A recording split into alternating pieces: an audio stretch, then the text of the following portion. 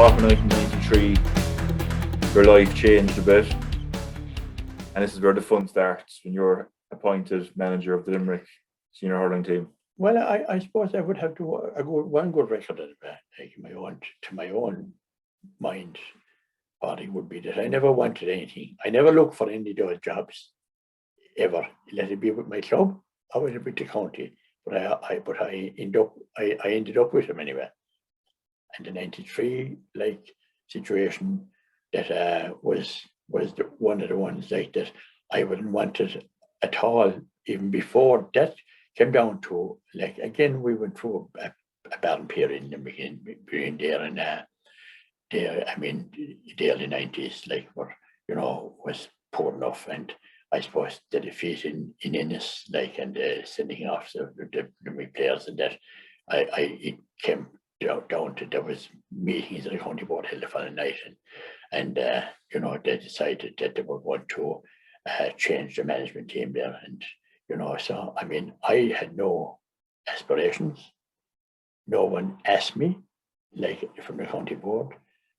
The only how I got involved was indirectly. There was a convention called that. Up to then, a lot of the managers had been appointed by the executive, as they call themselves, and the clubs had no say in it. So they decided anyway that they were going to change the system, change the management team, and what they did was they called a convention, and clubs were asked to submit names if they had somebody. Well, I didn't look for to be.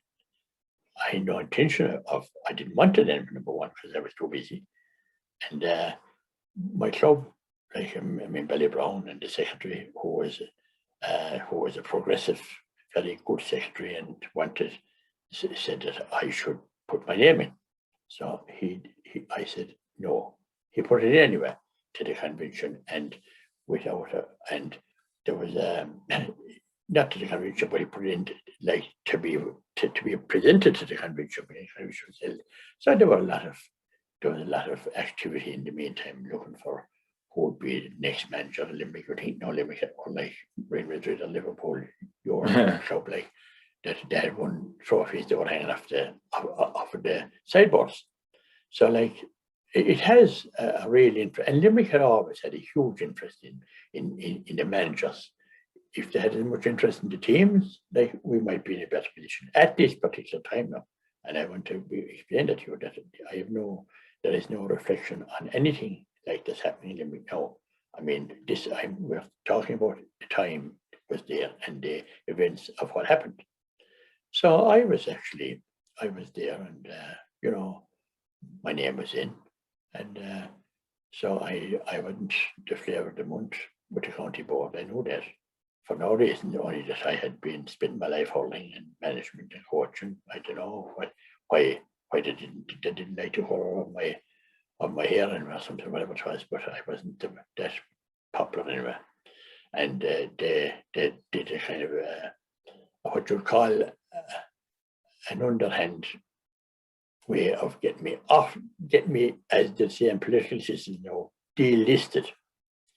And in that, a friend of mine who was very close associated with me rang me one day, and this was very funny because I was very busy, and I am, like, I mean, I was busy now, but I was absolutely up the walls at him because I managed a big engineering company, and who were, in the '80s and the '90s, there were things on the floor because it took every kind of ingenuity to keep going, possibly with 100 to 150 minutes different times working, and so. My associate and close friends said to me, he said, "You're going for a selector." I said, "I am not really, truly, I'm not that interested," I said, "at all." But I said that I'm ready to put in my name. And this was the background to this. This is how I became involved. Like, I didn't really want it. And he says, "You won't be able for a job at all." I said, "You could be right. And, I probably wouldn't be able to, it is a very high powered job, you see." So anyway, he told me, anyway, he said, "You wouldn't be able for the job," he said. And well, how would you make out that, John? I said to him, "See, you don't have enough education," he said. No, says I, we're really now in the realms of detail. And says he said, you want to be a teacher? He said, for the job. And these are the words I was listening now.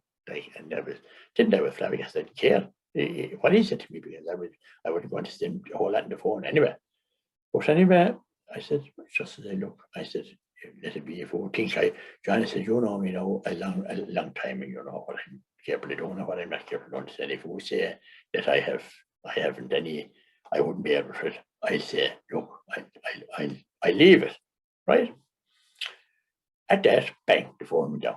There wasn't another call, go by, go look, anything. The phone dropped. So I said, look, I went out of my job. And that night we were training, the club was training, and naturally in my normal position, as I always wanted to do in the 4 years I was with him, I never missed a training session on a match. So that wouldn't be a bad record. It didn't call for much with the authorities, but at the same time, that was my ethos.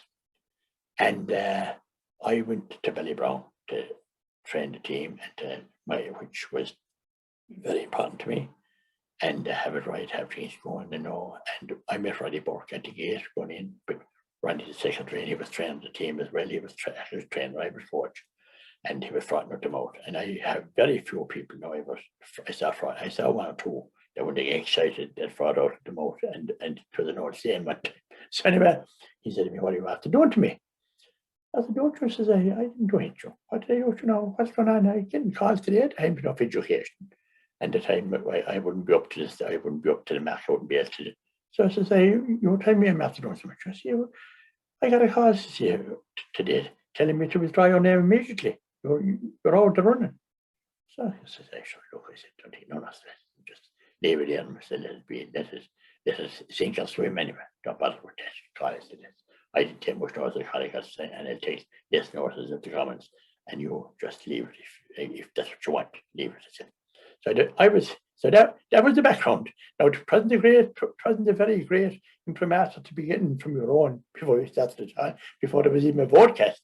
Yeah. So at that particular time, I didn't actually ever really and truly, party had any aspirations, and I did the convention was coming up anyway, and I got with about a week to go, I got a call from a man telling me that my name was still. This is the man who told me I wouldn't have enough education, and I said, and would be classed as a friend of mine, supposed to be. So anyway, he said, your name is still in. He said, I had that.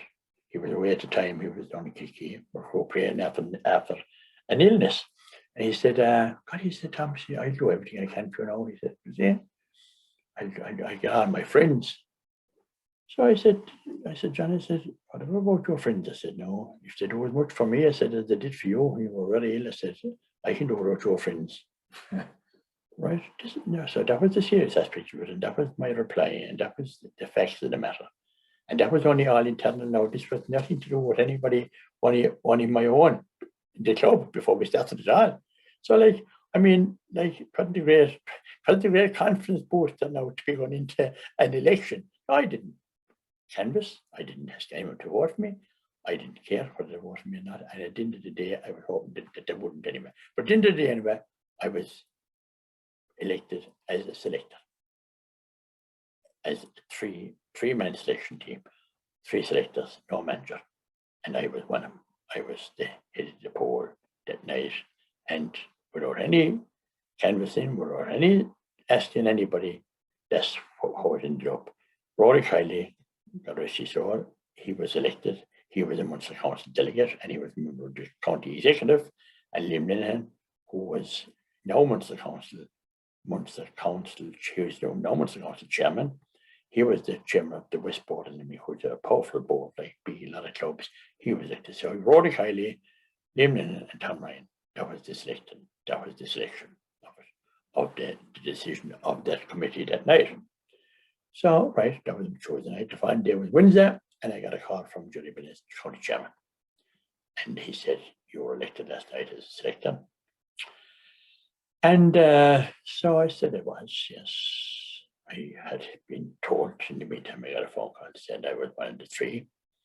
And he said, well, see, I like to say now, he said, is don't do anything until I come back from my holidays. Because he said, don't make any decisions. No, this is about the middle of July. I'll be back at the end of August, he said. So it was a nice 6 week break there. 6 week break, and we meant to do nothing. I meant it hadn't a clue for the start what to do, or where to start even, never mind anything else. And the league was starting, I think, the first Sunday in October. So and that was, I think, the first call was against Wexford in Limerick. So that were my brief. That was my brief. And so I said, well, I said, putting my thinking cap on very fast, I wouldn't be at my feet. And I said to Jerry, I said, I rest his soul. I said, Jerry, look, I said, I want to meet the county board, I said, tomorrow night, I said, in the Woodlands. And if you can't be there, I said, make sure there's someone that can make decisions. So we met the following night, Rory Kiley, Lennon and myself in the Woodlands. And we decided after a short discussion enough that I'd be manager. Rory refused the job. He was a senator and he had a lot of commitments. He was a member, he was the Munster Council delegate and a member of the executive. He refused the job. Liam Lennon wouldn't take it under any circumstance. So it was left to Tom Ryan to take up the mantle with no choice, only do that because there was no one left. So what were we going to do? Were we going to go outside for a manager from Clare or from Cork or from Tipperary or somewhere else? So anyway, that was fine. We finished our short meeting in the Woodlands, and we went into another room and we met the county board, who actually 3 men into the room. Michael Fitzgerald, who was county treasurer, Jimmy Harting, who was secretary, and Jerry Bennis, chairman, who was there as well. And they announced that they were the people that were designated to meet us at all times, that the executive had appointed them to anything that had to be discussed, that had to be done. They were the people that were going to make the decisions. And so he said he had to say something to say, he said, for a start, before things started. He said, Limerick are in a very bad place, he said. And we're not top of the hurling world, which they weren't. And we're also 70 or 80,000 in the rate, pounds in the rate. So that was those were the remarks, the first remarks. Not very encouraging actually from the county chairman, and he's not there now to answer for anything. But those are the circumstances of my management, my career, and the start of my career in Limerick. I won't actually say what I did say at that meeting when here I actually interrupted him. I said, listen, I said, I don't want any legacies, I said, brought onto my shoulders. I said, and I don't know anything about the financial situation on the board, and I know very little about how to start or even how to start managing a team. But it would tell you, it gives an idea of the actual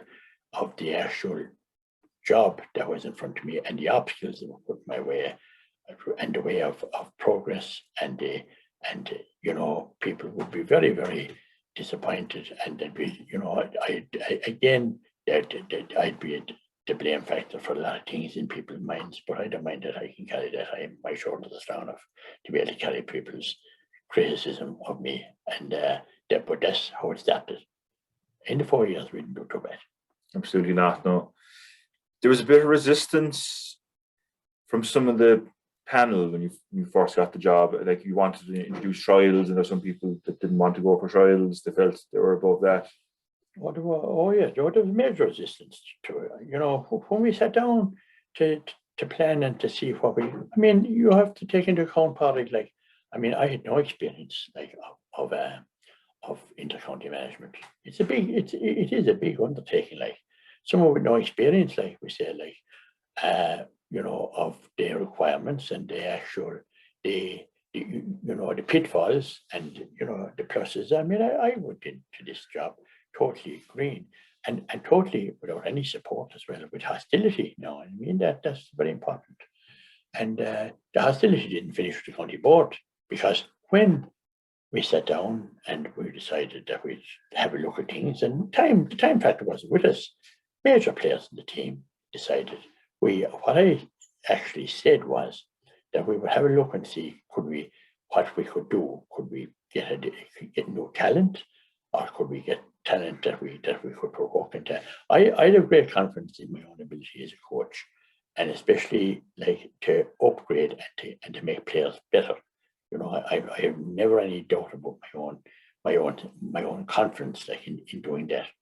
I had been doing it, and I had plenty of experience in that. I wasn't short for experience in that I had at all. But in order to do that, you see, you have to have respect, and you have to have the players would have to have confidence in you. Now, I decided that what we would do, Limerick has 4 divisions, and I decided that we would have interdivisional trials, you know, and we'd look and give everyone a chance and see could I resurrect any new players for the panel. That, you know, there was nobody disregarded, there was nobody ruled out, there was no big, what you call, like, I mean, cut done to the panel or anything like that. Everybody was offered and asked to come for a trial. Interdivision trials of North, which is the city division, South is, and East and West are 4 divisions. As surely we get 15 or 16 players in those that are willing to wear the Limerick jersey, and willing to, you know, not knowing now, not coming from a very, very poor background now of, and I'm not talking about, I mean, that you have to be winning things, you know, I mean, the discipline situation went wrong with Innis, and the team were on the floor, and we saw I saw the follow-up because I was involved in it, from the administration point of view and from the board, and I saw the family connections, and I saw all that, and I saw a play, and they were all being used in a way that was definitely conducive to success, or to me being making any headway at all. Because, like, I mean, it was definitely, and whatever, I'm not a fool.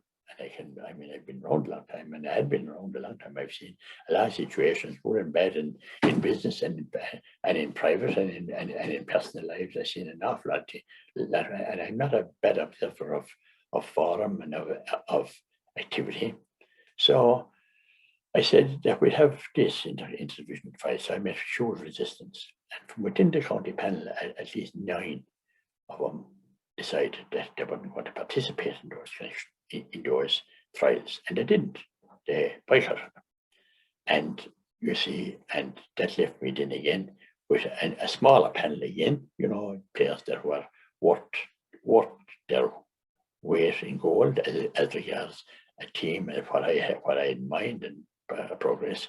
But whether it was a fear factor, or whether it was intimidation, or whether it was activity done behind the scenes, I can't say, because it would be unfair.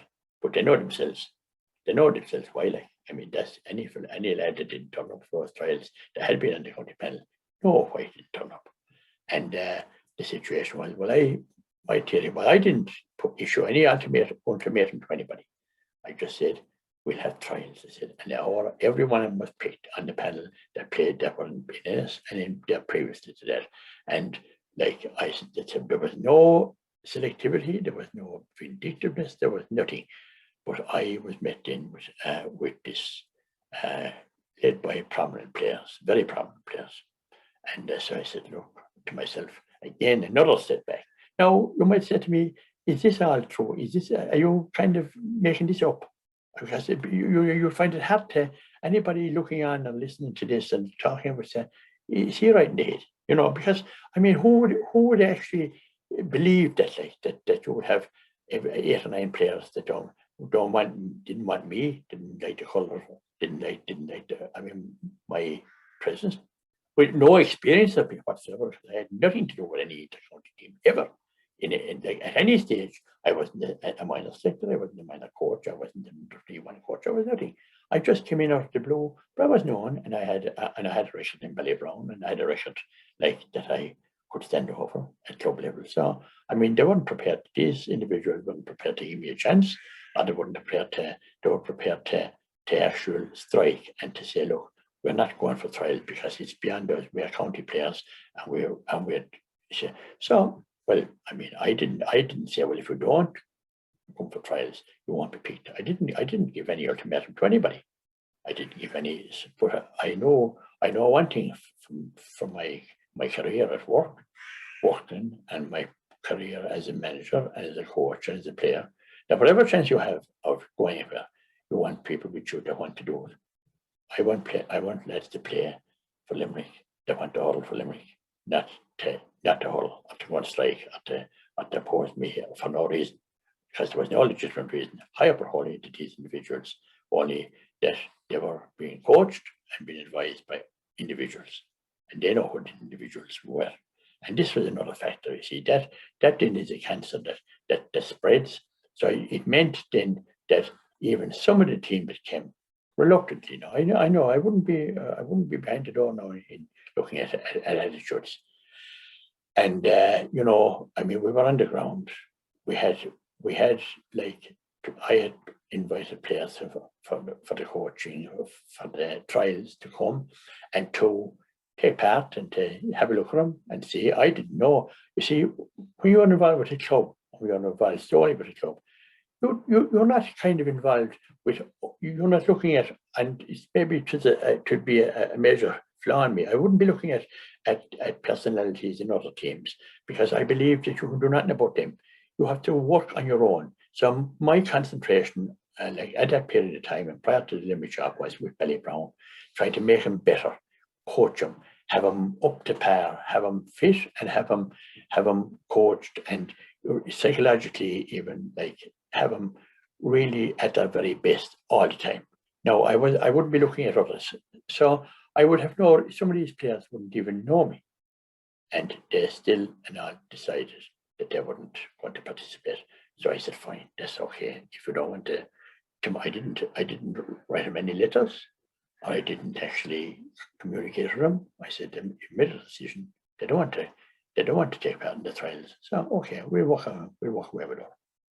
And that's what we did. I said, because whatever we do, I said, I want players that want to wear the Limerick jersey, I want to huddle, and not to have any chip in their shoulders before we start at all, for no reason. Mm-hmm. You know, I mean, if I had been there with people in a prior age, I mean, and they might say, when they're a different age group or something, and they say, well, he was here before and I didn't get on with him, but I wasn't there before. And my record was as in the county scene, cinch. I wasn't known, and didn't that I should be known, I think, but I wasn't. And I was, as I said, my whole emphasis was put on the club and the team that I had been managing in Billy Brown, not too badly, as it turned out. So as a result, we had to rebuild, and we picked our squad. All of them, I didn't know even that we'd win a match, to be honest about it. But I said, what we will do is, I said, we'll represent Limerick anyway, and we'll do the best we can. So I put in a huge effort into the coaching aspect of it. Mahidi fell in as trainer. When I picked my panel, we sat down in the middle of the Gaelic grounds. The first night we had 32 players, and we had 32 panel, and that was a beat. And I said, look, this is what we're here. You're selected. I can't guarantee anyone that we win a match. I said, but what we will do is we'll work hard. I'll put in the effort in. I mean, and I got a response from a lot of the players. Some of them gave 80% of their efforts and 80% of what they had, and maybe that was the difference at the end of the day. I still never had the full what you call potential of certain key players, and but I had to work within what I had. And it's a difficult job enough, because it's like being like politics. You have to work with what you have.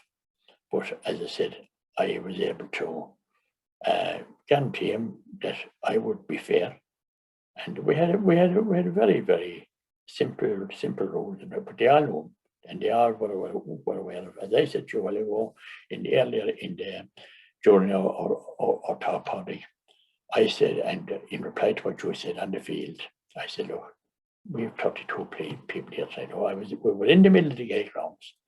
The selectors were with me. Dave Mahidi was there. Charlie Hanley was man that played a huge part in the whole operation, like, because he looked after all the logistics. I wouldn't have been able to do it. Anyway, I never did it, and I wouldn't be able for it anyway, because I was too busy I had to work for a living as well, as we all had.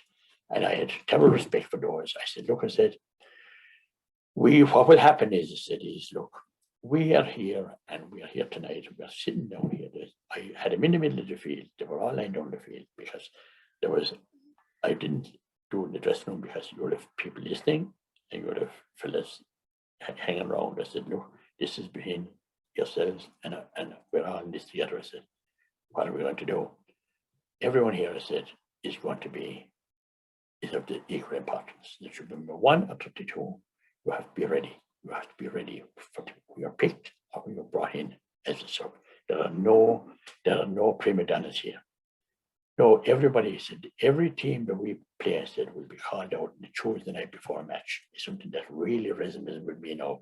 To see players, team has been only called out before a match, and different players who are not being introduced. That was really, I said, we will, Charlie Hanley, who called out every team in my time as manager, he called out every team, and the Tuesday night, let it be a practice match behind in Kerry, or let it be a championship match at Bunker Park or Dulles. It's the same routine. You will be, your name, I said, you'll know whether you're playing or not by that, when you're called out. I won't be ringing you. There'll be nobody ringing you. There'll be nobody, and you won't be ringing me. There'll nobody be put, because everybody here can be expected to be called. And so when you're training here, you'll be listening to what's being said, and you will definitely, I said, will be ready psychologically, mentally. That's your job, to be ready. And knowing now that what I'm saying here tonight is the TS, it is that this is the fact. This isn't a cliche, this isn't an old like tongue wagging job at all. So this is the way it'll be. And I said, the other thing is that Charlie Hanley will call out the team, you'll be on it. I said, or you'll be a sub and you'll be named and you'll be perfect. So when you're called, you'll be ready. Don't be thinking that once you're on the sub bench that you won't be playing. So anyway, that was one thing. The other aspect was that any player that's injured, they said, will go off the panel straight away, and he'll be replaced with an alternative panel, which I had a young lad coming up that I was keeping an eye on, and he wanted to be involved. You'll be played, I said. You'll get the best of medical attention, I said, and no matter at what cost is, and when you're ready to come back you'll come. I said, back into the panel. I said, but while you're away, I said, there'll be another panel member or sub-panel member instead of you. I said, it's not been meant to be derogatory, or it's not meant to be belittling anybody. I said, but that is the position. We'll train 2 nights a week. That's all we ever trained, 2 nights a week, Tuesday night and Thursday or Friday night of every week. Nobody ever will be asked to get out of bed in the morning. You go to your work, or you go to school or college, or wherever you're going to. You won't be asked. There'll be no training at weekends unless we have a match. So with all the 36 and 38 and 40 hours now that fellas are asked to actually train, we trained 2 nights a week. And at that, there was no deviation from that unless we had a challenge match, or unless we had we had a few games that would be asked to to participate in the openings of fields and that, or occasions like. And in saying that, I want to pay one tribute, I said, to a man that was very supportive of what I was at, and me personally, and the team, and the Limerick team. That was absolutely fantastic in anything I ever asked him, and I reciprocated when he wanted something done, when he wanted a team. We never refused a team for a cause or for an event. Limerick were always there under my term. There are 2 things I want to mention. The one man that was more than supportive of me was Frank Murphy. And I found him a tremendous support and backup, and a real professional. Knowing what I had what I was putting up with in Limerick, continued harassment and naked blackguardism by our officials, and who were under the guise of being the executive. It was wonderful that Frank Murphy was there to support me and to provide the team when we needed him, and to treat that team with respect. The other regret I have is that after winning the league in '97, I was finished. I was gone. I knew that they couldn't wait to get rid of me anyway before, because they actually changed. I was re-elected in '96, and as at another convention, re-elected again as manager. And after that, then they changed the system. They changed it from a convention to the executive. Now I would compare the executive to the Russian government or whatever they are. Politburo. Politburo. That's what they are. Sorry for not having the word. I mean, that's what they were like. All of them. There was only one person there that I had any respect for, as regards being a genuine official. That was Sandra Mash, the PRO, an excellent PRO and a tremendous GA person. But the one regret I have is that when we won the league in '97, and it was my last day in charge of Limerick, and I knew that because, I mean, they were the knives off me from day one that my '97. So, and not having the kind of I'm feeling sorry for myself, because I know, I mean, I'm not a weak character at all, and these people and their thoughts and their activities, to me, if I had to be taking orders of them, we wouldn't have won a match. I suggested that after the game in Linus, and I think it was a magnificent idea and suggestion, that we would play a match, challenge Clare, who were All Ireland and Munster champions.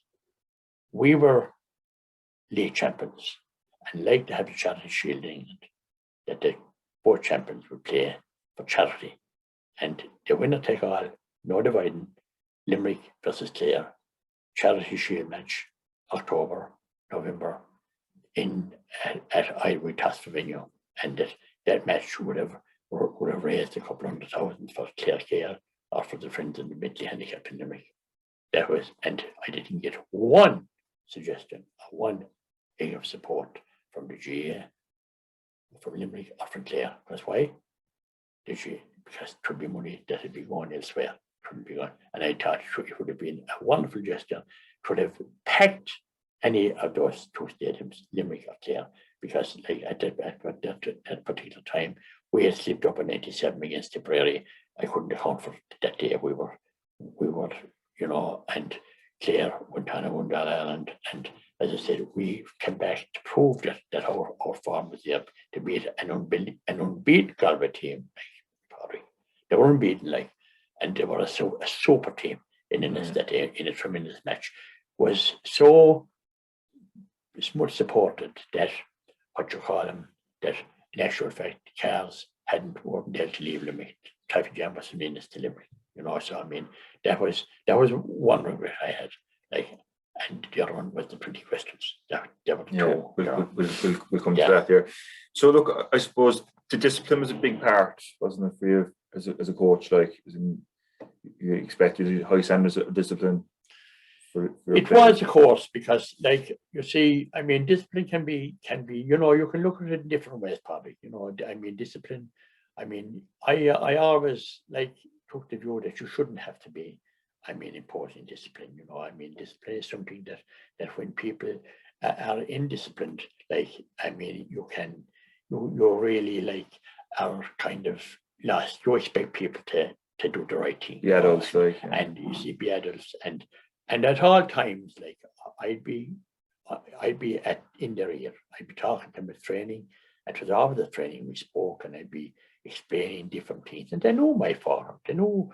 And it was pointed out fairly clearly what we wanted. We weren't demanding. This is sport, And I always looked at that, and I wanted the team to be role models to be, not knowing that we might ever even win a match, even, I mean, we're coming into deep end.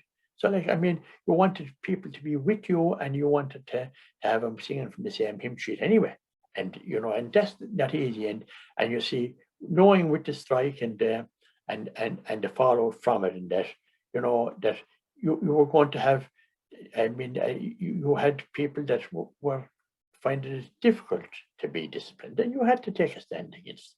I'd be, as I said, I had to stand by my word. Everybody was the same. I wouldn't be treating one flesh they could only like, and another man had to stand by what we're talking about, and that's part of the job that you don't like. But it's part of the job that if you're up to it, like, you have to contend with it when it presents itself to you. Even on the pitch, discipline isn't to avoid persistent fouling and all that. It was a big thing for you, like, to make sure that. Well, it was part of our training schedule. It was part of our game plan, and the record is there. We had an average of 8 frees against us in our 4 years of championship hurling, championship and league hurling. And we had 8 frees a match. That was the discipline on the field. That's how we actually, and that was coached very, very strongly. So you see, by saying to you early on that I missed no coaching, I'm not looking for any accolades for that. But it was a way that I want you to understand that that was my style. I wasn't talking about I want everyone at training, but I had to myself. And I had a very demanding job, a 24/7 job, heavy engineering and electrical. Like, I mean, servicing some of the biggest companies in the country. So, like, I mean, like, that itself, like, you wouldn't want to have any sick head, like, at your desk on the end of a phone. And the same thing, like, would be like in hurling. I would be all the time expressing my idea of what we wanted, and wanted it for us to buy into that. And now how can you measure that? You can measure it by what happens in the field, you see. And we had no players enough in championship hurling in 4 years in the 90s, when hurling now was ferocious, and it was ferocious. And as I said, now in saying that as well, we were and not complaining and not sounding bitter or anything about it, but we were on the receiving end of some serious challenges in the time, like, with very poor refereeing and very poor refereeing decisions. Now, you might say to me, you're on about referees, now you're praising them. Well, all I ever wanted was that the rules would be applied, not interpreted, applied. And I have had that. That has been, like, I made a bone of contention with me from day one. I mean, I don't want anyone to be letting the game flow or anything like that. I want the rules to be applied. And in saying that, I would always quote, and I have a great admiration for the officials in rugby, the way they can apply the rules. There's no dissenting voice. There's no one sitting in television that night making up the rules to themselves, or saying we have to let the game flow like we had last Sunday night on RT, and the kids are sitting in the studio now being paid large sums of money to kind of make up the rules and to justify and to contradict and to actually also disrupt what's happening on the field, and be let so by RT number one, being questioned or being challenged, and also by RT, and also by the GA and Croke Park. I mean, they're the custodians of the game. They're not doing their job at all. I mean, and haven't been doing it, and have been ignoring it. Now we have top managers been sent to the stand. Like, how many times have you been sent to the stand? How many times I sat in the side in every match? I was blamed. Oh, he was sitting behind, and he can get up and run up and down the sideline. But I explained to you early on in the actual thing that I never did that. So what you notice that in the final or semi-final, the fourth round, all our matches were finals. All matches in the 4 years were all knockout matches. So they were all finals. There was no, you should be asking anyone when you were gone and you were out the door, and there'd be no reply, there'd be no draw the following morning on RT or anything else, So like, I mean, that was very important. Also, disciplines as regards behaviour, I mean, like, I am a non-drinker myself. I always have been non-drinker. I'm a pioneer. I never drank alcohol. I have nothing against people. I know what people do to themselves. That's their own business. and I let them drink, I let them be alcoholics, I let them be non-alcoholic, I don't care. I'm not in a position, I'm not, I never was, to make any standards for anybody. But as I said, when I'm over a team and looking at the actual, at the whole situation, I would want my players to be really and truly role models, and to, while they're playing careers, and especially if you play for your county or your club at top level, that you would behave accordingly. That would be, that's my, and if decision has to be made, then, well, then you have to make it. It's like this taking off a player, which I told you early on. I said that the fallout from that can be very, very, it can be very, what do you call it, personally, like, I mean, personally to you, it can be detrimental to you, because people never forget things. And, you know, when you're in and on, I never got a shilling with for whatever I did. I never wanted. I'm not a money person. I love the game of hurling, and I've always put my heart and soul into whatever I did. And I'm not looking for any praise for it or anything like that. But I would expect that it would be that people would respect the people that put themselves out and that do the situation. That hasn't happened for a park. They don't respect the actual people. They have a couple of problems. They have our favourites, same as RT. They have their favourites as well. And I don't have any problems in anything, because I'm well able to do my own thing, and it doesn't bother me about what people think about me either. So look, I suppose those standards that you enforced led to an All-Ireland final appearance within 12 months and a first Munster Championship in 13 years. For anyone watching this in Liverpool, the All-Ireland final against Offaly was like Istanbul in reverse, where there was like a horror show, 5 minutes. It was the opposite in Istanbul to Liverpool, but it was a heartbreaking defeat, really, wasn't it? Like, when the game was practically won, with a tie just turned in a couple of minutes on the day, like, and that rankles with an awful lot of people. But to be honest about it, I have a different way of looking at that. I mean, Paddy, and as I said, it's a game of sport. Sport can be cruel at times. And as I said, we were in Limerick, we were in the perplexities about that. You know, oh, we lost All Ireland and we gave it away in the last 2 minutes. We hadn't been in All Ireland in years. We were nothing. We had won a Munster Championship that we hadn't won for 30 years, as you said previously. And you know, it was in actual fact a huge disappointment. In saying that, we didn't play well in our 2 All-Ireland appearances. In '94 against Offaly, we had, first of all, our shooting boots were with us. We had 13 wides in the first half. That was told that was something that you'd ever actually hear mentioned. And in the second half, like, we were like cruising to win the match. Cruising is a very, very, it's maybe kind of stupid word to mention, because we had, you see, what nobody ever acknowledged at the time was the type of game we played, and the game plan we had, and the way we were able to win those matches, coming up to the All-Ireland, and then all of a sudden appearing in the All-Ireland final. That didn't happen by accident. It didn't happen by discipline. It happened by a series of things. The coaching aspect, the team selection, the makeup of the team that I had picked, and the makeup of the actual squad itself, that got us into the final. And a bit of luck here and there as well. And so, but what happened actually in that game was, with 5 or 6 minutes to go, we changed our plan, and we started to showboat in Croke Park. We dropped our guard, and we paid the price.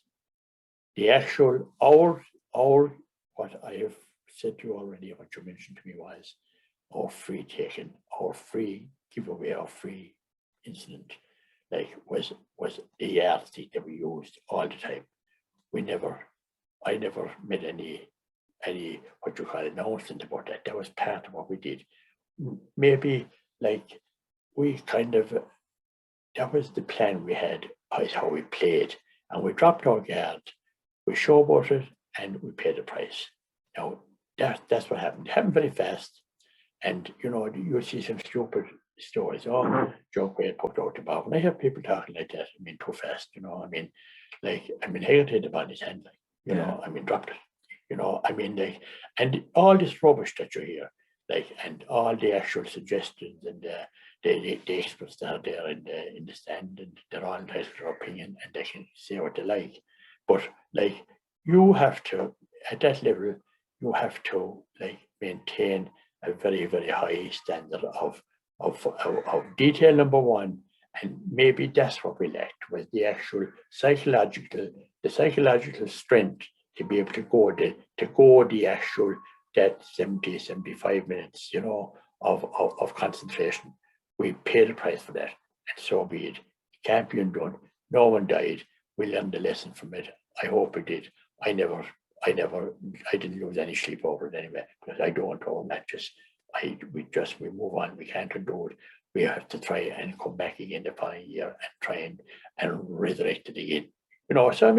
Which we did. And so the thing about it is that we were there in the top functions of hurling in a very good period of hurling, number one and number two team at the block, performing at the highest level every day we went out, giving it disciplined, and tremendous value and sport at all times.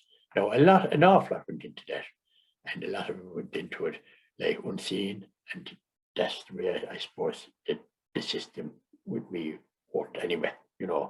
But as I say, I had no regrets over at me softly. We paid an awful price, and by losing in All Ireland final, and that was to repeat itself. But Wexford game was different. That was 96 was different. We didn't play well at all in the match. Few regrets there. The actual work, the breaking off from the parade, the hijinks in front of the stand, to me was absolutely unbelievable.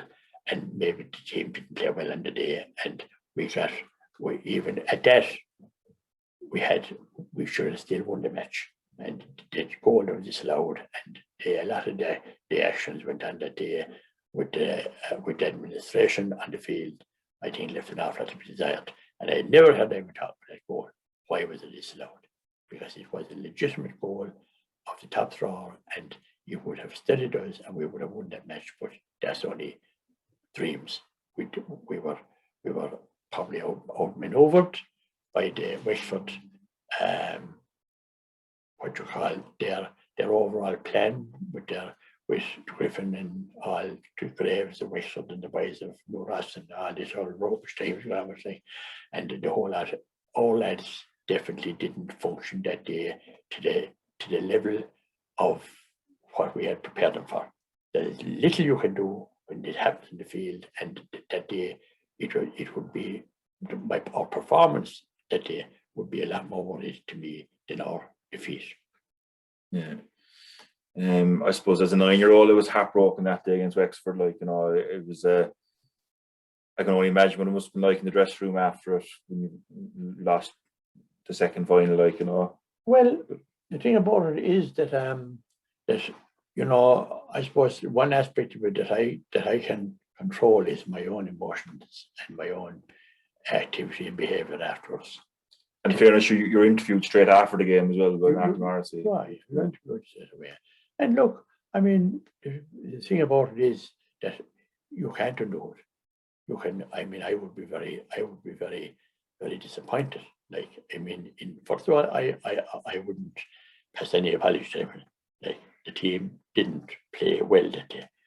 One of our leading players said to me after the game, a man that never said a whole lot to me really during my 4 years there, was he said, my legs went, he said. No, that would, I don't know what would be the reason for that, but that's what he said. And I know myself that we wouldn't, that the two finals, in any of the games we played, but then again, I haven't a great record in Croke Park anyway, with the club final as well. We lost that as well. And I don't want to be to be a record of saying I'm making excuses, because you lose. I analysed closely. And one aspect of it that we did do partly was, and to ensure that everybody was on par, and was on song, and was on on what you call, was online with my whole thinking and the thinking of everybody that was involved closely, was after every game we played, except the Ireland finals, of course.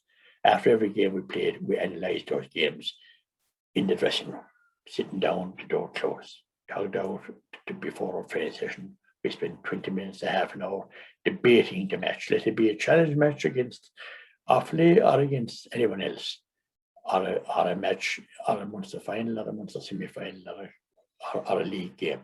We sat down the following Tuesday night. We never trained on Monday night. Tuesday night normally. A very prominent GM said to me, said one time I had him saying it. He said, if you trained, he said, on Monday night, he said, it was an awful thing to a friend on Monday night after playing a match of a Sunday. Well, I said, I don't know how you got that in your head. And this man was in the know, was a real top GM in West Limerick. I said, no, you always give me that information. I said, we never trained after a Monday night. So you see, so you have to contend with all sorts of stupid things. Yeah. You know? People come up with all sorts of ideas and, and suggestions and what you call, but very few of them can come up with answers, and very few of them as well ever stood aside, to make the call. It's very easy to be critical, and it's very easy to hold on the ditch. Yeah. And as I often said, people that make up teams and pick teams and drop fellas and all that in pubs, they never had to play them teams. Any team I ever had picked in the pub never played a match, So I mean, again, that I'm not against the world at all. I enjoy people's, like I said to Jim, as Jim Cooley said to me, Tom, you are a bit harsh on it, And you see, so I mean, I've been called every kind of a name on the rising sun. It doesn't. It's like it was in our land. It's like the dressing room. I'm fairly level. Anyway, I won't be crying in tears. I won't be going out to my native county we beat them like other people did after that land. But Offaly and all this kind of rubbish. Like, no, I mean, I'm not that kind of person. Like, I'm not a very sentimental person either. That I don't dwell on negatives. But I'm not saying that I know it all, or that I'm a bravado. I'm not. I'm an ordinary individual like that was pitched into the deep end with a lot of opposition. And the reason I suppose make me so stubborn was the fact that there were so many people against me in officialdom. And as it turned out afterwards, I was told by my own brother-in-law the other day that everyone was giving out about me, about when I was manager. So that's that. So I mean, I'm fairly thick-skinned in that regard, and I wouldn't be, as I wouldn't be the flavour of the month to a lot of people, but they don't want. Yeah. Well, I suppose the legacy from '96 would be like you won the greatest Munster championships of all time. Beating Cork by 16 points, Páirc Uí Chaoimh. They didn't lose many games there. Beating Clare, the Munster and All-Ireland champions. Kieran Carey's point, won the great classic games, and coming down from 10 points to draw out Tipperary in the in the replay, and to win a Munster final replay with 7 points as well was pretty unique. It was Paddy. It was a great. It was a super year. For hurling alone and for the naked enjoyment that people got out of it. And really we never got any credit. But look, that's it. You don't win that Ireland, you don't get credit. And as I said, so you have to question, you have to raise that from your makeup. It's as simple as that. There's no, if you want to be, I mean, the reality is it was a magnificent year for hurling and for that Limerick team. I mean, and as I said earlier on, to hear Jack Bowman say the team had no passion. I mean, that was a disgrace. To be honest. Yeah. At halftime in '96 in Tipperary, when we were 10 points down, was there kind of a big speech? Or I remember in the book, Kieran Carey was saying that he kind of, we went out very early after, and he kind of, like Tipperary was coming into like an ambush, like Bail them Law, because did you remember saying much at halftime? Yeah, well, always, they're saying that it is reported that different people spoke at halftime. No, I didn't. I spoke at halftime. I never relinquished that to anybody else, that responsibility, like before the matches in halftime.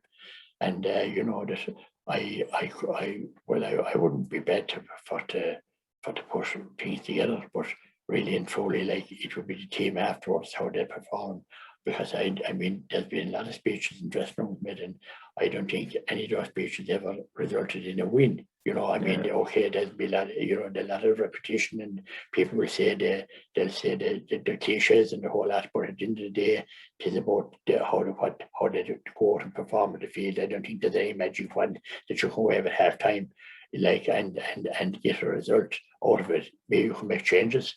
You can bring in players. You can maybe change a player from one position to another, and but you want them to respond. But to have them ready at the pitch to be able to respond, like that's why the one against Offaly was so kind of maybe left a real sour taste. That it was so late that that things happened, and that it's very hard to turn to, like turning a boat, turning a ship, turning a transport container at sea. It's not easy to do. You can't be doing the hurry anyway. But I suppose the great achievement for that comeback is Tipperary was he pulled it back without scoring a goal. That's right. Points alone, Points alone. It was a magnificent match as well. And they went ahead again, like with 2 points ahead, like, which really left us in the doldrums, and to be able to recover that, and to go down to Cork the following Sunday and have a good win over them, playing magnificent hurling, like two great times, that's what it's all about. We were saying earlier on how we kind of gave players from clubs that wouldn't have been the most fashionable a chance, and one of those would have been John Flavin from Monaghan. Right onto the panel. Well, you see, as I said from the start, like, I mean, I was under pressure because, like, I was genuine, and I was very, very genuine about how I'd go about assembling a team, and not having my finger on the pulse as normally the people that would be appointed manager of a team would have. I had to go look on myself, and I had first of all, I had no kind of preconceived idea that I'd have to go to Patrick Swell or Billy Brown or Chrome or whatever else. I left my mind open to see, could I see players like that had potential. Now, I mean, to a county player and a club player, I mean, there's an awful difference. Tis not one grade above, it's about 3 grades above. I mean, when you go into the internet, it's like an international, it's like the rugby, it's like when you do Blacks when they pick their team and they're going to play the Lions, and it's a different level again, from the domestics. And I said to myself, I'd go and I'd look at players, like that I could see potential in, because I have a great confidence in my own ability to improve those players and make them now, in saying that, you see, you would often see managers now go into a team and into a county team, and there'd be a really what you would call there'd be a good number of players that would be up to standard anyway. Yeah. But in my position, was that a lot of the top players had decided that they wouldn't want to play anymore. They wouldn't want to play. You see, so and they wouldn't go for the trial. So I had to start again. I had to start at the bottom again. I had to go back to the clubs. I didn't mind what club they were from. I went to all the matches as much as I could. If I could make to myself, I would. I just sat in the stand. I leaned against the wall behind the Holy Row in places like I went out to East Limerick. I just looked around, and it was a thankless job. I mean, I just had to see what was there. I called, and I saw myself. I cast myself as a reasonable judge, and I saw players, and I said, "Look, bring them in. We'll put them through the system, the coaching system. I have a great belief in my own ability to improve players, and to encourage them and improve them. And I know Mahady would do the job physically. As I said, when you think now, players going to gyms in the morning, going to swimming pools at 6 o'clock, all my players had to be there in the ground at 7:30 until 9 o'clock. 2 nights a week. I mean, when you see that, which the players will say, didn't you? Actually, that's the reason you didn't win the land. You see, you see, you didn't kill players, like you had them like robots. But like club players, like you mentioned, John Flanagan, or John Flavin, like, I mean, and his brother, Morris, came to my site. I gave him a few trials, and John, I looked at John as being huge potential, and we had him in the squad training and playing matches and challenge matches. I played 3 inter-county challenge matches for one player alone from the Piercy. He didn't make the panel. I played, can you imagine, 3 matches for to look at one player? I played 3 inter-county matches alone, traveled the length and breadth of the country, just myself with the team. Nobody knew what I was at. I didn't explain to him what I'm doing. I said, I don't have to explain to him. This is what I want. I want to see, can I get a Colin Poppert? And I had him. And I said, he'll be good. But at the end of the day, he didn't make it. But I had spent an awful lot of time both on the field and watching him play games, important games. So it's the same with John Flavin. John Flavin was an awful loss. And as a result of John Flavin's injury, I was fierce disappointed about that the way it happened. And, at the crucial time it happened then, I had to pull back, not Foley, wing back. He was penciled in for left half back, and he was absolutely flying training. And then we played Offaly in the Jackie Power Memorial Tournament inside, and the Offaly officials said to me afterwards, the lads, the state of the team said, we had to get him. That lad was playing there right and left half back. I said, well, say he's out of order. I won't say now, the boys were now academy, but he had come up the ranks under my tuition and my guidance and the fitness regime that he had, and they wouldn't, and he wouldn't hand it out. You have to do something, press ups at home tonight, or you have to go to the gym at 4:30 or 5:30 to make sure that you're, all that kind of stuff. There was none of that. But fellas they were like minded like what you would call, they were minded like pussycats. They were brought on, they were coached quietly, they were told, and they were improved, even probably that they didn't really realize it themselves. Flavin was one of them. And as a result of having to pull back like Foley, I was stuck straight away in for centre forward. Well, the issue was that when he played a junior B football match long before the championship, it's kind of in Henry Martin's book, Limited Heartbreak. Of it, that story is referenced, and it's kind of one of the more humorous parts of the book, like you were saying, that when a club member came looking for him, like, and you were saying he was a bollocks anyway, whatever his name was, you couldn't remember his name, like, but well, that was, I suppose, I got a lot to think about that from the member involved, and he got his last leg over it, and it wasn't them. I suppose it showed my disappointment or it more than anything else, and I suppose it was in haste, but maybe, but every word was meant as well at the time, I don't say one thing and mean another, and I don't mince my words, but as I said, that was one huge regret I had. And it showed your frustration. You're frustrated. It did, of course, yeah. And I wasn't reflecting on the club or anything like that, but maybe it was also maybe a weakness in the player himself that he decided that he played junior football and with a Limerick jersey. And maybe it was my fault that I wasn't telling him you're on the team and you're there. As I said, the first night he was told that you'll be ready. You won't be told anything. You won't be taken out and any whispered in your ear said you will play next week or anything. So it was part. I suppose the whole thing was my system maybe contributed to what happened. Yeah. So, well, I suppose, look, as a Monaghan man himself, he probably felt obliged to play in the football match for the club, but it was the other side of it. But well, Flavin was a great talent. He had everything. He had strength. He had body strength. His striking the ball was ferocious. He was. I mean, I classed maybe Babs Keaton as one of the hardest strikers of the ball that I've ever crossed it. But I would look at Flavin. You see, we actually worked a lot on the speed and the delivery of the striking of the ball. And I tell him I don't want any massaging in the ball here now. You hit that ball no matter where it is, and you pull and you hit it like a rocket. And the speed, and we were timing speeds, we were timing strengths of flight of the ball, the whole lot. There was a lot of technology going on before we knew about technology.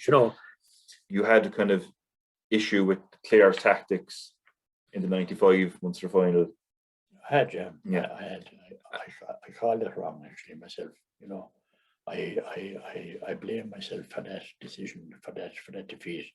We were actually butchered by Clare, and taken out of it, and the decisions made in the field that they were atrocious. And the actual penalty was a disgrace. There was absolutely no penalty there.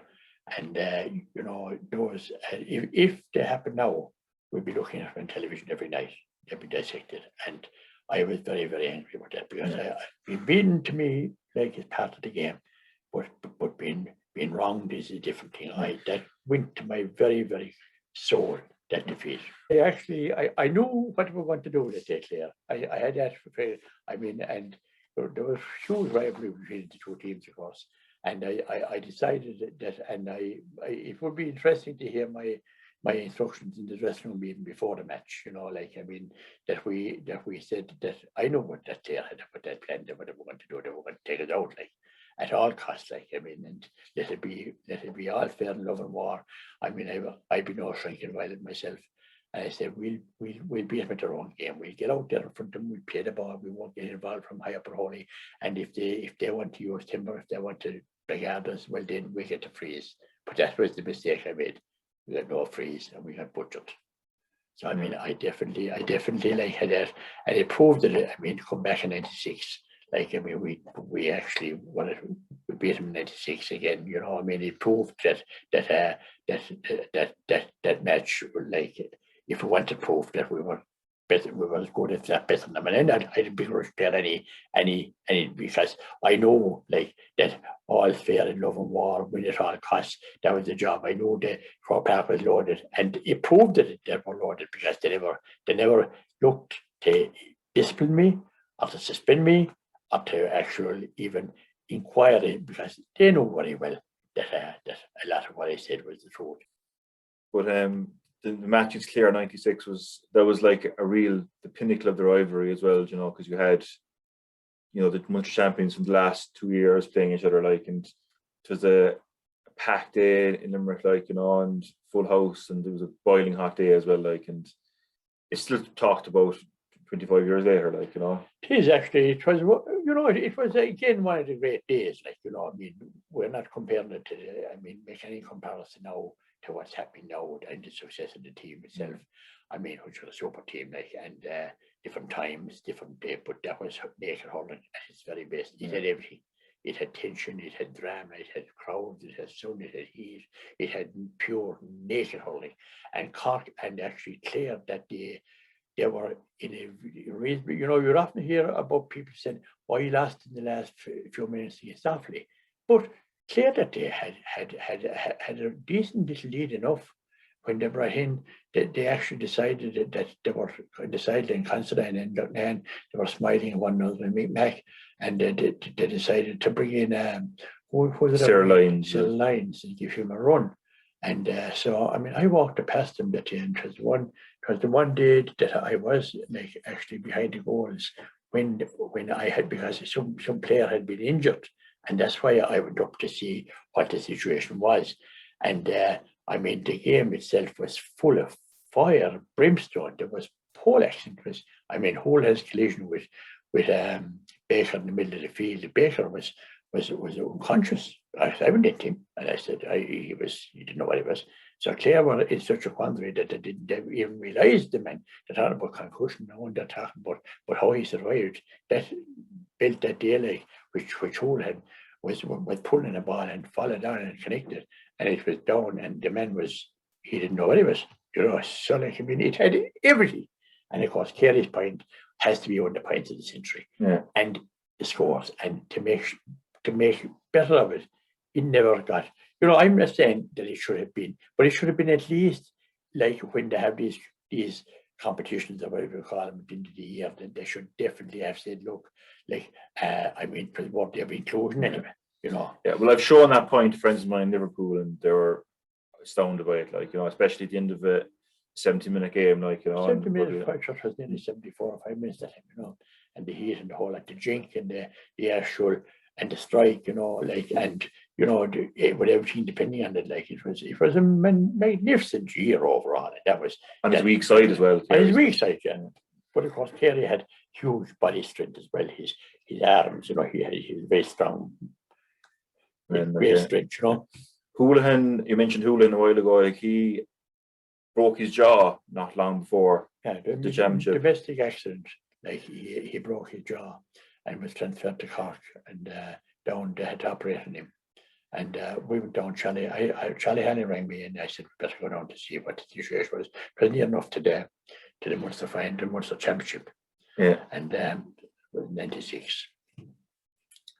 And we were playing Cork in Cork. So I said, I went down, and actually, as we went into the hospital, in the university hospital, he was being brought out of the theatre. And I was standing by the bed when he came out, and Dale Charlie was with me. And he looked a sorry sight. You know, he was wired up and stitched up, and he had all sorts of attachments on him. And there was a surgeon there. I think his name was O'Leary. He was an Irish name, and I remember he was a very tall man, and he had a pencil, and he was describing the injuries to me, what he had, and the damage, and more like he was kind of describing the repairs he had done more than anything else. They were fairly. So he said that he was badly, So I in my naivety, I said, you think, I said, that he'd be able to play about 3 weeks' time? I said, you think he'd be able to hurl again? No, I say O'Leary hadn't much time for hurling anyway. That's what I kind of could draw from it. What is it? Play in 3 weeks' time? This man said, never play again. He said, play in more sport. He said, yeah. We'll see about that. You don't know how to make up inside in the bed. So we left Cork, and that was the. And it was a great story, Yeah, even the quote you said he looked like someone from Mars with beating over his head with the wires coming out, his faces and shit. It was a great. It wasn't great for him, but it was, to think back, a memory, thinking back in it, it was absolutely brilliant. Yeah, but I love the story of the challenge match against Meath, where they were testing him, he had the helmet on with the face guard, and this is a week or two after getting his jaw wired, you know what I mean? And he was saying that this guy came up and broke Hurley off the helmet, and he got the helmet off through the next week. Unbelievable saying it, because John Hunt was manager of Meath at the time, and he rang me, and he said, Tommy said, well, I can't get a match. He said, no place. Now we had played him in the league previous year, and we were looking to beat him.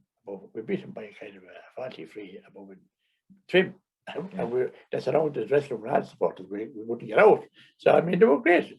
They were great, absolutely great things that happened. But anyway, he said to me, "Can you? Is there any chance?" He said, "No, we were going to Cork to play the championship in 2 weeks just." It could be that. So he said, "Well, of course." I said, "Sure." We say, "Put a team up. We play. No matter." I said, "Because I straight away my whatever miserable brain I had said maybe." I said, "With my chance." Hold on, I said, see how he react, So anyway, we picked the team out to play him. A lot of the players, like we say, would have been on the actual on the extra squad and the subs list and that, and we played them side in the hand. And it was crowded. It was a private trial, a private match. And because I'd always be willing to help out a team, I said to myself, I'd help out anyone as a gas. He made a kind of plea. So the match was done, a whole hand, and turned up, he turned out, he had a helmet on him, and it was like the thing from Mars with bars and a nearly a half-inch thick around his head. So, he was really and truly a centre back, and playing centre back, and he wasn't the way. But you would expect that, but it was probably wrong to and it could be case made for what that he shouldn't have been played at all.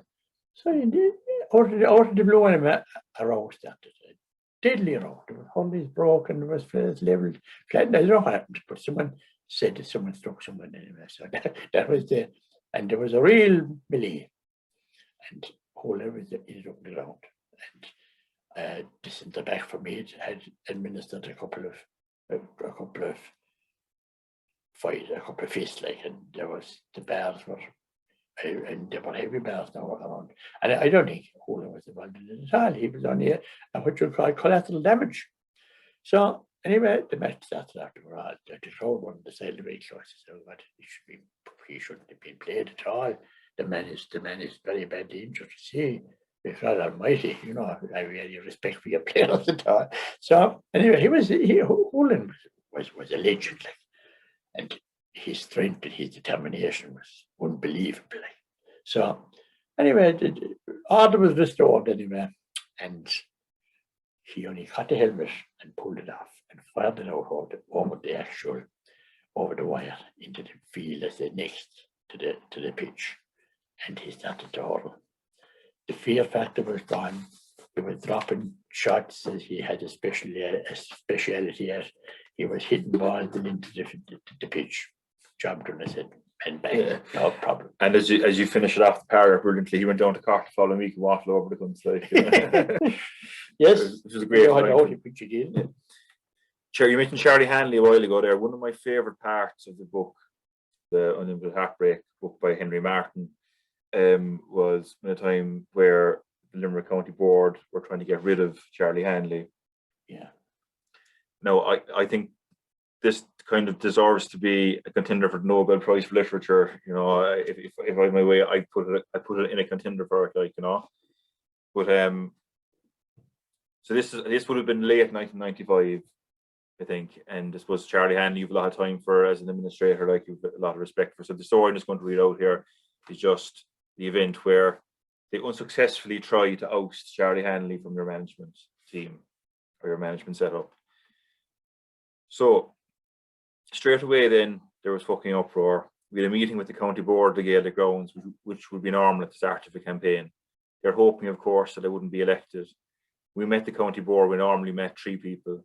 We arrived anyway. It was Barney Savage's first outing, new selector. I always remember him inside. Brendan Danaher was the chairman with a big green tie on him at the end of the table. There were 12 of them there, the whole lot of them, instead of just the 3. It was like the fucking Russian Politburo. It was very intimidating, especially after 2 years of hassle. I was elected. I had a mandate. These cunts had no say here. Danaher said, we have a problem. What problem? We have a problem with the liaison officer, Charles Hanley. What problem have you with him?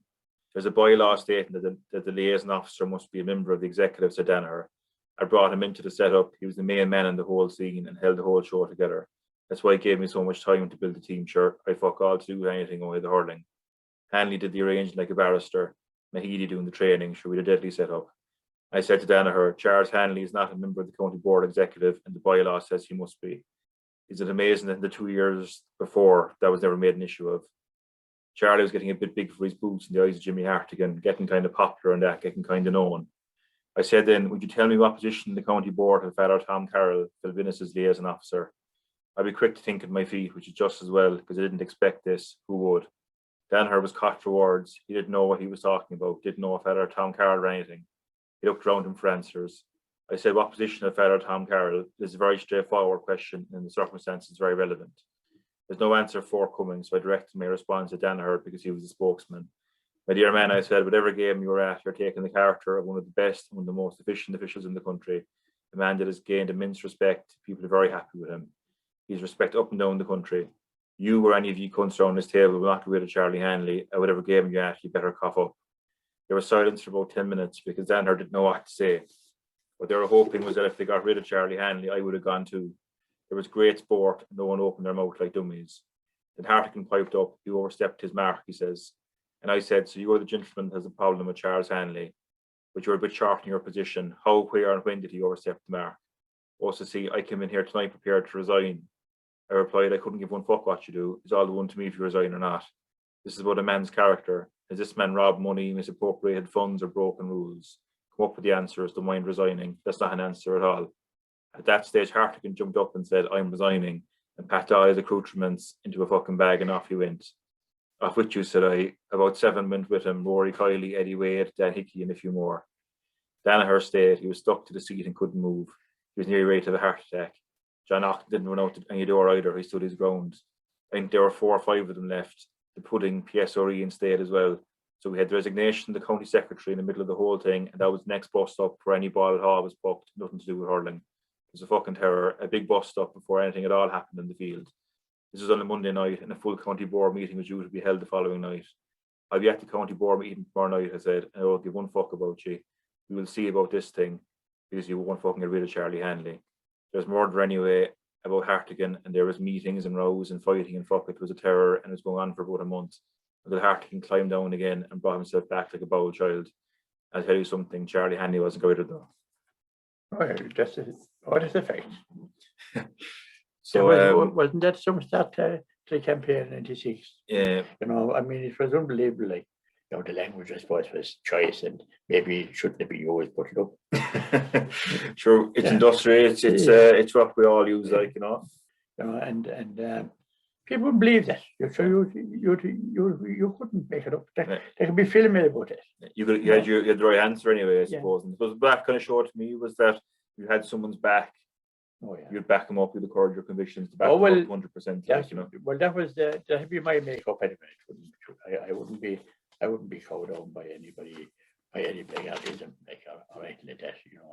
You know, and I mean the fallout of that was, you know, was unbelievable. Like, as regards the behaviour and what people would expect, and what you know, decency and respect is something that would be very important to me. Like, yeah. And you know, to single him out.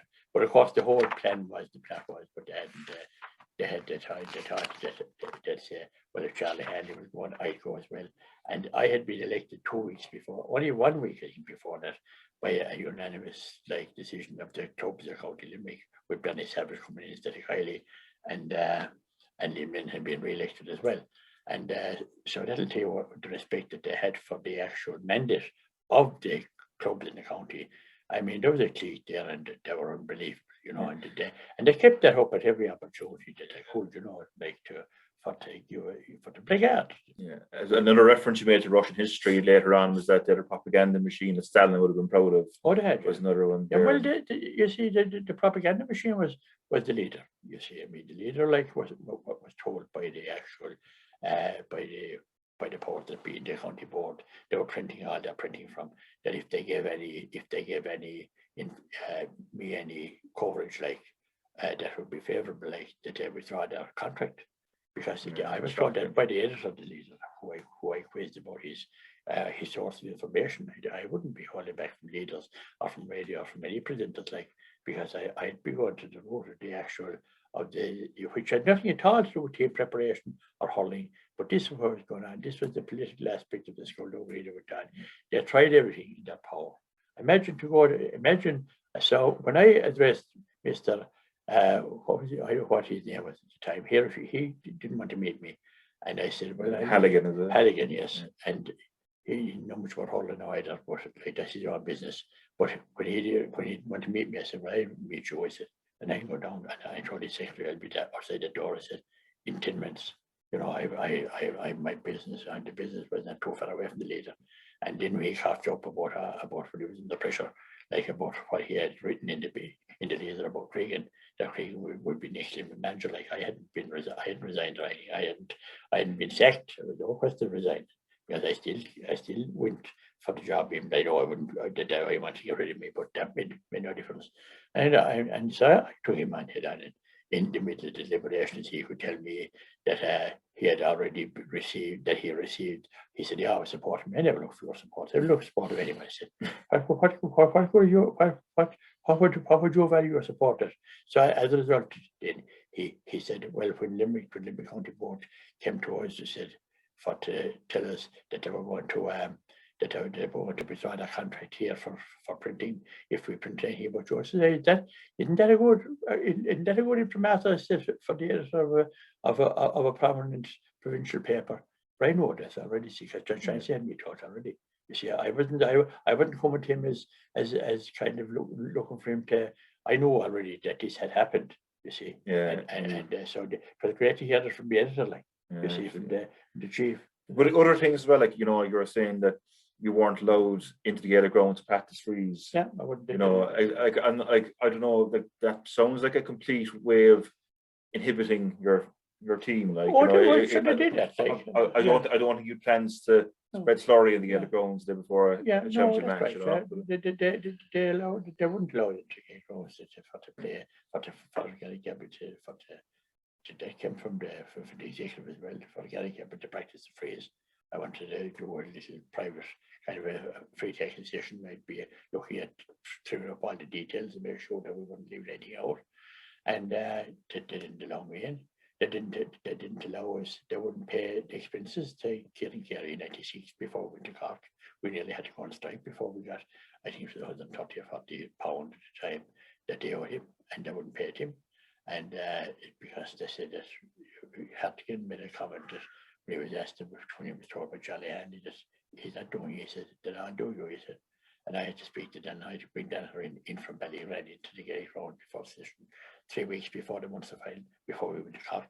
For to bring that one head with the whole in especially we also they getting carried. So you couldn't make it up. You couldn't actually. Nobody would actually believe you. They'd say you were raving. You know. And there's an issue with expenses for a team holiday in Orlando as well, wasn't there? You know, I mean, they wanted to. The holiday in Orlando, we say was planned and was paid for by the county port. And the night of that we were going on a Wednesday, and Monday night we went to the railway hotel to collect our tickets and the whole lot. And when I went in, I was told by that I was told before that by in the lobby that we weren't getting any expenses. The management team wasn't getting any expenses, and that you know, because so when I went to the upstairs, I asked the question, and I was told to trust the decision of the executive. Imagine now, after 4 years of unbelievable, like that, we look at the management team now and look at our management team, we're about 6 or 7, you know, and like, I mean, and like when they couldn't and wouldn't pay, I mean, it shows you that the intimidation and the fallout and the way they were still prepared even to continue the situation when they knew that we were gone, you know. I mean, and to be that vindictive that we had rained money into the funds of the county board, you know, like, I mean, from all directions, from supporters and from events that happened, and that they wouldn't, when they were finished with that night, when I addressed them that night, they would now find the money. It was brilliant. Like, he was just saying, like, who exactly decided that? Like, you know, the committee or. But it's shocking, like, you know, you couldn't make it up. I asked to bring it down, who was the chairman, and he said, "Who decided that?" Oh, he said, "It was decided by the executive." And where the executive now? I said, "Oh," he said, "they're not here." I will say, "You better get him here fast." They'll no plane nation. I said, "When's the morning?" So I'll be in the media saying, "Let me talk." You know, I mean, you couldn't. I mean, it was funny, like, when you think back in it, like, there were great times because I'd fattened in that anyway. You were a thorn in their side, between. Well, it was a pity, wasn't it? I mean, that when you're on a thorn in your side, the people that are progressing the thing and driving things forward. I mean, there's really someone has a problem. It didn't me, you know. Absolutely. And just to give one of the final things we'll cover there today, I suppose, the pinnacle of the vendetta towards you was kind of 20 questions, and I think just I'm going to read these out here quickly. Okay, you could tell whoever designed these wouldn't have been overburdened by brains for a few of them anyways, which will a few in particular. Number 1, why did we lose the match? Wexford scored more points, I would say. Yeah. Number 2, were Thomas' fellow selectors privy to all plans associated with the team? 3, the exact role of Dave Mahidi. 4, are the hurley carriers justified when players in the panel have to go up on the stand? 5, why was Mike Galligan not included in the first 6 after it was indicated he could not play games prior to the All-Ireland? I was told by Dave Mahidi that he may be on from the start if O'Neill was not fit.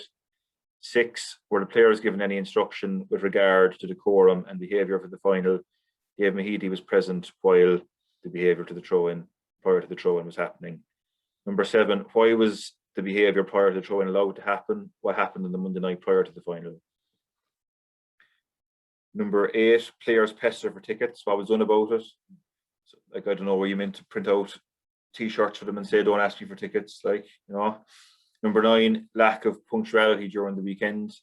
Number 10, why did the team come out so quickly after half-time? Number 11, when Sandra asked Tom regarding Shaw's jerseys, was referred to Dave Mahidi, who said we were getting fuck all from Shaw's. Number 12, is there a necessity for the 2 girls, Cora and Sinead?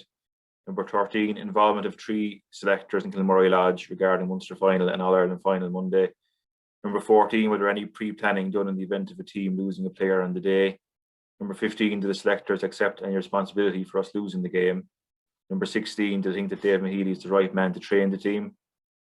Number 17, does Tom Ryan feel that the best interests of Limerick hurling are served by he continuing on as manager of a senior hurling team? It's a bunch of players having reached and lost to All-Irelands. Would it not be better to make a fresh start under a new manager? Number 18, was there any instruction given to Joe Quay to vary the puck out and make use of the extra man in the second half? 19, do you think the players were treated properly? And finally, number 20, have any monies been handed out to any members of the management team that has not since been given to the supporters club? So after losing a second All-Ireland in 3 years, hearing questions like that, I'd imagine wasn't the nicest. Well, to put it mildly. Well, what it was actually, Father, to be asked about it, it showed you the actual makeup of the board and the thinking of them, and because they did encapsulate their feelings, and they did encapsulate their thoughts not from the after the All-Ireland, but from day one, you know. And I mean, those, I mean, like, were very upsetting. They caused the loss of Dave Mahidi, and Dave left, and I mean, it was a personal attack on him, personal attack on me, all total make up by a crowd of blackguards as well. About, you know, to in actual fact, for to even have the audacity to even think of what they put together. But you see, the whole thing happened by mistake. Like, they got caught because, you see, those were the thoughts which were very, very. I didn't have to wait for 20 questions at all, because I knew what they were thinking anyway. And but to have them put them down in writing was the real answer to my question, and that was the whole thing that we were able to like tease out their whole direction from day one, you know. And it was a shocking indictment of any board that would do that to people that were after bringing Limerick out of the doldrums into the limelight, with the support we had. And it showed you as well the caliber of people that were. I mean, I couldn't find words to describe them, even to this day. What they, I mean, and the effect that they had on, not me, because I mean, they wouldn't be give it a second thought. To me, it was only a bit of paper, and I answered the questions in about 30 seconds. I mean, I walked into that room, and they were all inside, and I addressed them. And it took 30 seconds, and that's all it took. I said, this thing won't be the last what you'll hear of this. And, you know, and I hope that the people that contributed to it, some of them are not in a great position now, and since, and it would be some of the main contributors as well. But I would look at it as a very, very dark page in the hurling in Limerick's sporting history, those questions. Yeah. An absolute disgrace, and anyone that sat in that room that night and allowed those questions. Some of the people didn't know the questions, like some of them, to make it worse. Some of the actual members of the board didn't know the questions, didn't know anything actually of what was in them. It was pre-planned by a quarter of about 6 or 7 that got together in a hurry and put their thoughts down on paper, which we really knew that was the idea. They were walked into doors like stupidly by themselves, but it was great to know what the caliber of people they were, and it was great to know that what they were thinking. And I believe myself that it was one of the definitely darkest days, and I mean dark because it was personal. We were accused of everything there. Integrity was questioned there. Integrity was questioned, or integrity was walked into the ground by a crowd of blackguards. And that laid the foundations for a pretty acrimonious last 12 months. And I suppose I can't think of any other manager that was sacked after delivering a national title, but that was the reality of it that day in '97 when you beat Clare or Galway in Ennis. It proved that, you see, that the vindictiveness and the badness that what they portrayed, that they thought, and that they were prepared to follow down under the guise, you see, of anonymity. You see, this is the thing about it. But this exposes them. That the 20 questions exposed them. They carry on in this exposure, but they didn't mind. They at all costs I had to be got rid of, you know, and they had the support of other individuals to help them do that as well, you know. Yeah. And and they couldn't have done that without Cregan's interference at that particular time. Ollie Moran spoke very highly of your speech before that league final in '97. He quoted Patrick Sarsfield. I suppose you kind of said, like, Limerick as a county do best when their backs are against the wall, and that, like, it was your last stand. You had it in your own head that it was going to be your last game. I know that. Well, I know that well. But the passion and determination came out, and it obviously left a great memory on Ollie Moran, like, went on to be a great hurler for Limerick. Oh, he did. Ollie Moran was turned out to be, one of the stars of the Limerick team in the following years. But it showed as well that although all this was going on and it was absolutely savagery and plagiarism, it never interfered with our what we call our base plan. Our game plan was hurling and sport, and Limerick's participation in it at the highest level. It never interfered with that. But it was a disgraceful episode, and I couldn't find words to describe those people that sat at that table and produced it, because I hope that they'll never forget it. They'll remember it, But it's come full circle now, and things are doing a lot better in Limerick, like, which is and it's probably people like yourself suffered because, they couldn't get any worse. Well, they did, and not long after you left, there was very, very bad regimes after you as well. Yeah, well, there was a lot of different regimes that after our second, like, got rid of us and got rid of me in particular. Like, that it didn't come right for a long time. And now there's a different situation, and it's, you see, and a lot of this now can be like ascertained as well. So that's why Limerick were nothing, I mean, you see, you have that as well. We have a funny attitude, and a lot of what is there, what you said, and what we spoke about today, was well known. But you see, people kept their heads down. They wanted All-Ireland tickets. They didn't want to be rocking the boat, and they were prepared to let us, as a group, sports people that were not getting paid, that were producing top-class teams and top-class opportunities and competition, and we had fellas from all over Ireland, England, and further afield. We were coming to watch Limerick playing, and but that was never. I also wanted to portray Limerick through the image of the team, and I think we've done that. And with all that going on, and we were really, and all that other stuff going on in the background, by the people that we were actually promoting ourselves, by the executive, as they call themselves.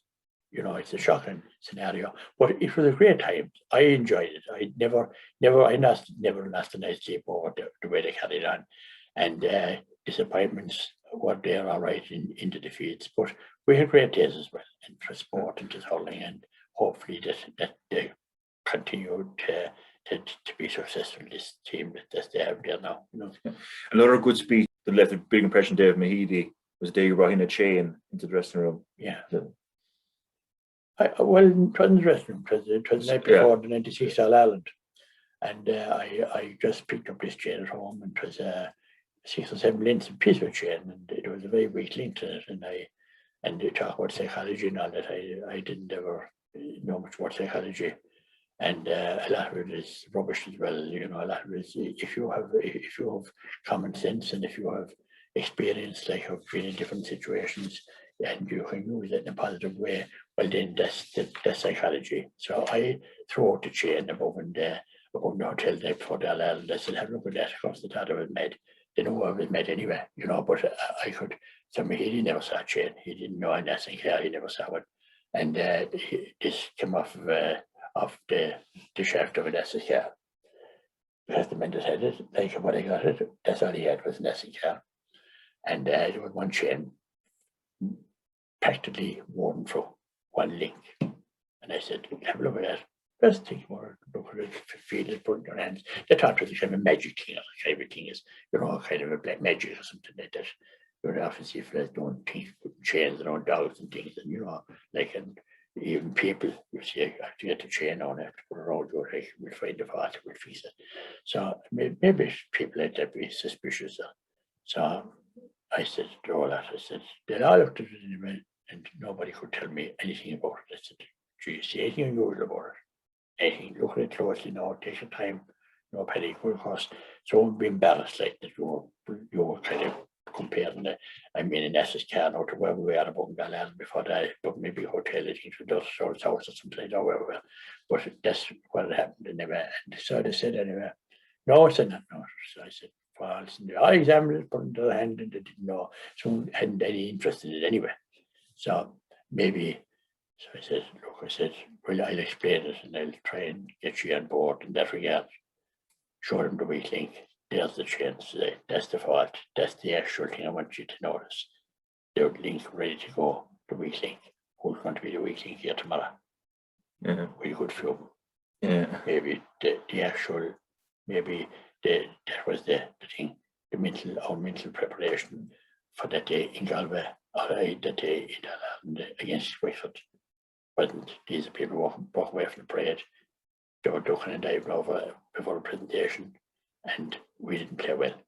So I mean, another example of psychology you're saying about a ball where like we attack the ball at pace, yeah, and then if you didn't miss, maybe can you maybe tell about the exercise you had? I'm a great believer in first contact. You know, that's one thing I admire about this team. We have done. The first touch is magnificent, and they had that since they were under 21. And I always advocated you attack the ball at pace. The ball comes to your base, you attack at pace. But the completion of the actual whole thing meant that you had to attack it at pace. You had to make first contact and then deliver the ball.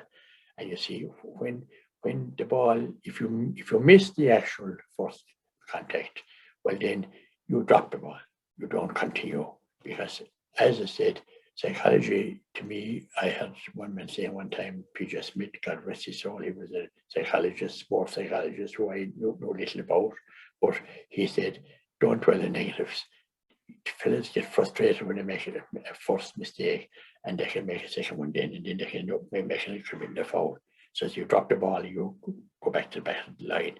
The next time you come to that ball, you'll be coming with more determination. A very simple exercise, but you see, the simple exercise like the chain, you see, you've got all the time, you know, I'm not against psychology, and too much of it can be, I mean, to me, can be detrimental. You can duffle his heads into, but it's important. It cost us the All-Ireland, like in '94 against Offaly, concentration went. So I could be blamed for that. Maybe that I hadn't been prepared to that extent. Like, you know, also the All-Ireland final in '96, you have to say the blame stands at you, you're the boss. But you don't huddle from. You can't huddle from. You can only portray and implement in the best way possible your thoughts. You know. Yeah. Like you're saying, you do press ups and this. You do press ups if they 40. You do 40 press ups if you miss the ball first time. Yeah, 40 press ups. So I suppose what you were doing was you were setting the psychology to get it right first time. Right first time, yeah. And the punishment if you want, you know, and then the blame factor will come in. The lads just start deaf and blind and say we will do this now. And it couldn't be a 40 press ups for the missed the ball to be 40 press up for the squad. So the whole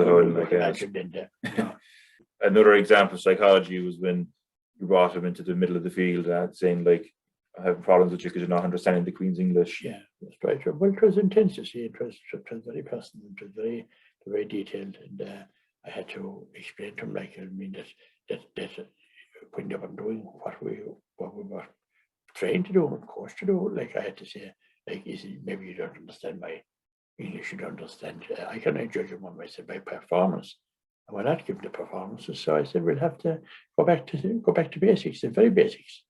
Which meant, like I said, I learned about recitation. I said, and we had to, I mean, any Irish words, I said, we all sang around the tree, I said, with around the blackboard of school. I said, and, you know, we never forgot him. I said, and we had and he was teaching us. He was twice our age, was 14, but he was still infants. And we learned from him how to sing away all the songs. I said, and we might have to go and bring him back here and maybe do a few instances, a few sessions of him here, repeating ourselves that don't drop the ball, don't drop the ball, don't drop the ball. Yes, but I said he was the Irish War Dollars, and we all got. I never forgot it and how it was spelt and what it meant. So I mean, we'll have to do something. So I mean, all those things were all discussed, and they they were all, you know, the team we had was, they were very academically qualified and that, a lot of them, but at the same time, I thought it had to get them to take it on board what I was saying, you know. So I mean, yeah, that's good. So before we finish up, Munster rugby and golf are two of your main passions, isn't that right? You'd be an enthusiast. No, I don't bother much with golf. I never hit a golf ball. You have a very good story about the golf, the guy you were saying in the pub and back up. Yeah, well, that was brilliant. Jimmy Fitz was an old timer in his 90s, smoking a pipe. We could smoke a pipe in a pub, and the lads knew that I was, you know, golf was my favourite game, and they had joined the golf. They had formed the golf society. It's just some of the Ballybrown team now. So we went in the pub on Sunday evening after coursing. I was at the coursing. They had come from the golf in the day, and they were behind me. They were second really. It was only a bit of banter, and they were saying that you know, that, oh, what kind of an ad did you was there? Your lovely shot there. I don't know anything about golf. I couldn't even tell you what that I'd be listening to morning no night there. That our heads are blowing for what they're earning like. And so they were there, and they were all harmless stuff, but they were really rigging it up for me, like. And so Jimmy Fitz, who was an old timer, said, a man was listening. He was at the fireplace with a pipe and a pint in his hand, and he walked over to the middle of them. Now, the man wasn't involved at all, high up or holy in the conversation, or he wasn't involved with me, or I was with two other gentlemen. And he said, listen to you there, he said, talking about golf, he said, and the whole lot, he said, and you're talking about what I hadn't used in the lint shot and the whole lot. And he said, you're great boys, he said, but sure, there's one thing, he should have 85, he should have now I'm back again. And maybe you could maybe supplement that to the present game of hurling. There's no Mackin anyway. Yeah, that's something you've quoted a couple of times in your daily. Munster rugby, the Munster rugby thing. There's a great video on YouTube which I put the link in. But a debate you had on Limerick 95 FM at the time. Munster was at the height of its power, and I thought of you there a couple of weeks ago. There was an interview with someone in Munster rugby in Limerick concerned that hurling was taking over Munster rugby. So I thought it come full circle. It has come full circle, thank God. One thing you didn't mention in the interview was you played a bit of rugby yourself back in the day. I was there from Munster. You know, when I was in my playing days myself, I found it very hard to maintain fitness and during the winter. And like I was very much wanted to train and wanted to keep fit all the time, because I was put on a bit of weight and still do. But I found it, you know, that if I dropped off, it would take me a long time to get back. Any bit of, you know, the service that I had that would keep me in the county team. And I no one ever offered me to train with me or anything, to club or anything like that, only like everything else you on your own. So, but I knew that as a young Munster, and I trained from them, I played with them too. And I enjoyed my time with them, you know. They were very supportive of me, and they knew what I wanted, you know. And there was, you know, there were some great characters there, and I enjoyed that. So the future, what does the future hold for Tom? The future hold for Tom is, I hope my health stays good, and I hope that I have friends like you, Paddy, that keep me in touch, and I hope that I didn't insult anyone ever, or today or any day, you know. No, I think you spoke honestly and from the heart. Like, so look, it'd be great to have you on as a regular contributor, Tom. You know, like maybe maybe set up some other, as the championship goes on, to get your opinion and stuff. I'm always available to Paddy, always available. I enjoy you, and you're great. You're a magnificent person with sport, and you have great knowledge of different chords. And the fact that you're a Liverpool man, well, I'm kind of a Leeds United man myself. Like, I mean, Interesting. I can go back to the Peter Latimer and Naman Hunter Nicholas, and they were always a team that I admired. They were my style. Great, so yeah, I'd imagine. So nice to be here. Nice. There are a few hatchmen in that team as well, like, you know. We won't mention those. Yeah. But nice to see. Yeah, you. no, I suppose it's great. We have many a chat on a winter night and a summer's night about the hurling, so it's great for the viewers to get kind of an insight into. I must say that I must thank my friend and compatriot, Tierney, for having me here. And I must go back to Limerick now and meet my house. No matter. So Tom, thanks a million for coming. So thanks a million for joining us, guys, and we'll talk to you next time on the Parley Padre podcast. Good night. God bless.